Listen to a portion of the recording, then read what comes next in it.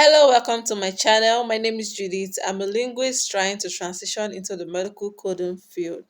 So in today's video, we'll be looking at learning our ICD-10-CM. In order to know your diagnosis code, you need to know your ICD-10-CM. ICD-10-CM is simply a manual that teaches you on how to code diagnosis. Yeah, and you may ask, what is the meaning of ICD-10-CM? ICD stands for International Classification of Diseases, and this was formed by the WHO, World Health Organization. Yes, and for us to study our ICD-10-CM manual, we will first of all be looking at how to look up a code in the ICD-10-CM. First of all, you look for your main term. What's your main term? Your main term can be your diagnosis or your signs and symptoms in a case where there is no diagnosis.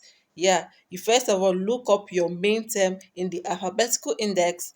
Then the next step you take is verifying your code in the tabular list. Then you review the guidelines. In learning your medical coding, guidelines are very important. You need to know the guidelines. Guidelines are very important. Yes, these are the steps you take in looking for a code in your ICD-10-CM manual. Some fun facts about your ICD-10-CM codes. One, diagnosis codes are made up of 3 to 7 characters, like they are 3 to 7 characters long.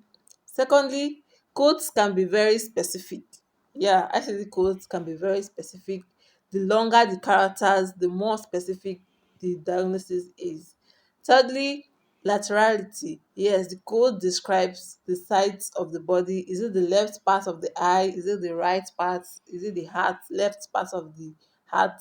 Yes, it describes the sides of the body.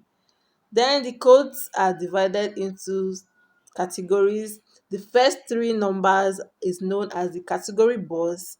Then the fourth to fifth character is known as the subcategory. Then the sixth to seventh character is known as the main, like where the main diagnosis or the main disease is located.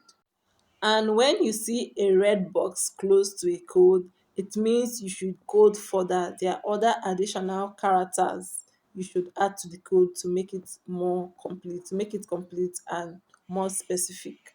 The seventh character extender.